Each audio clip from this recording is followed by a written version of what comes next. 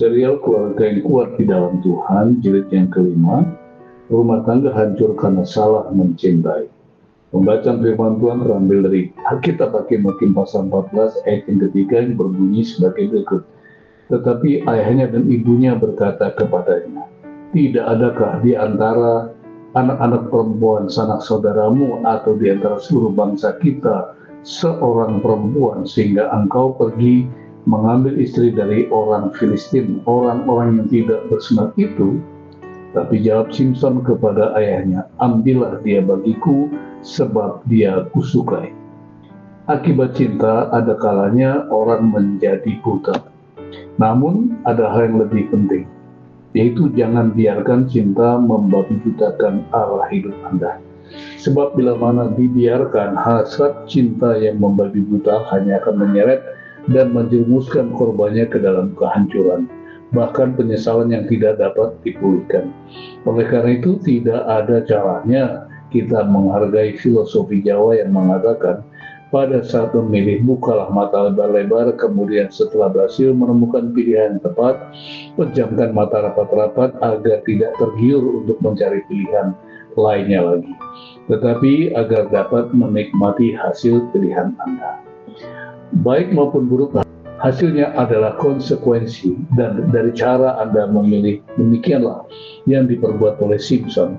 Sebelum terjadi berbagai perkara yang fatal menimpa dirinya, ayahnya dan ibunya telah terlebih dahulu menasihatinya, bahkan menegur serta melarangnya memilih pasangan yang salah.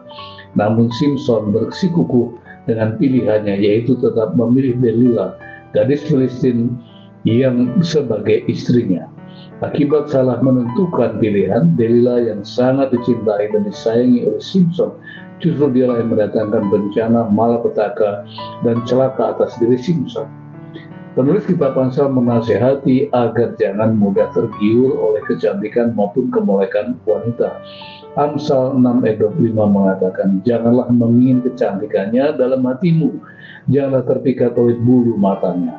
Kecantikan maupun kemolekannya hanyalah menipu, bahkan tidak jarang menjerat maut yang dapat berhasil menjebak korban, maka tanpa ampun dibinasakannya.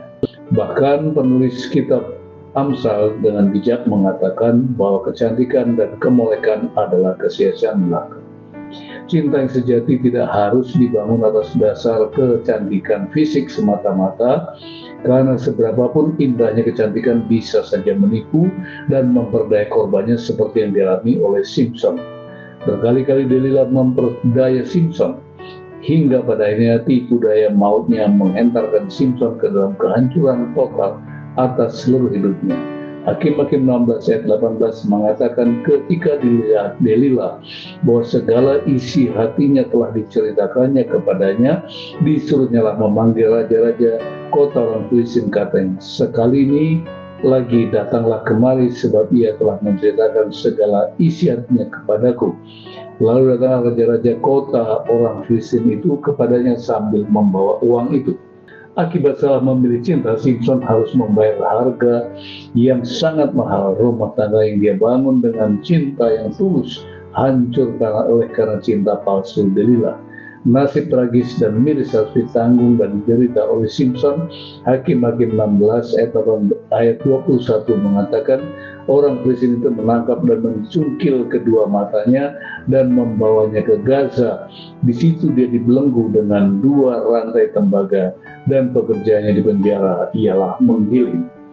Cinta yang sejati adalah cinta yang mengorbankan diri dan segalanya demi mewujudkannya. Kidung Agung pasal 8 ayatnya 6 mengatakan, taruhlah aku seperti materai pada hatimu, seperti materai pada lenganmu, karena cinta lebih kuat daripada maut, kegairahan gigih seperti dunia orang mati, nyala api seperti nyala api Tuhan.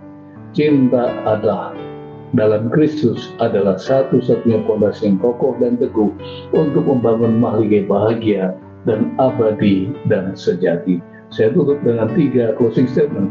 Closing statement yang pertama, keluarga yang kuat dan kokoh hanya dapat didirikan atas dasar pondasi yang kuat, yaitu kebenaran. Matius 7 ayat 24-25 mengatakan, setiap orang dengan perkataanku ini dan melakukannya, ia sama seperti dengan orang yang bijaksana yang mendirikan rumahnya di atas batu. Kemudian turunlah hujan, dan datanglah banjir dan angin melanda rumah itu, berarti rumah itu tidak roboh sebab didirikan di atas batu. Closing statement yang kedua, jangan pernah terpikat pada kecantikan atau kemolekan fisik, sebab kecantikan dan kemolekan tidak kekal, bahkan bisa menipu. Amsal 31:30 mengatakan, kemolekan adalah bohong dan kecantikan adalah sia-sia, tetapi istri yang takut akan Tuhan dipuji-puji. Saya tutup dengan closing statement yang terakhir, yaitu keluarga yang kuat dan kokoh hanya akan dapat dibangun di atas dasar kasih yang tulus dan yang dibuktikan lewat pengorbanan. Yohanes 15:13 mengatakan, tidak ada kasih yang lebih besar daripada kasih seorang sahabat yang memberikan nyawanya untuk sahabatnya. Tuhan Yesus memberkati.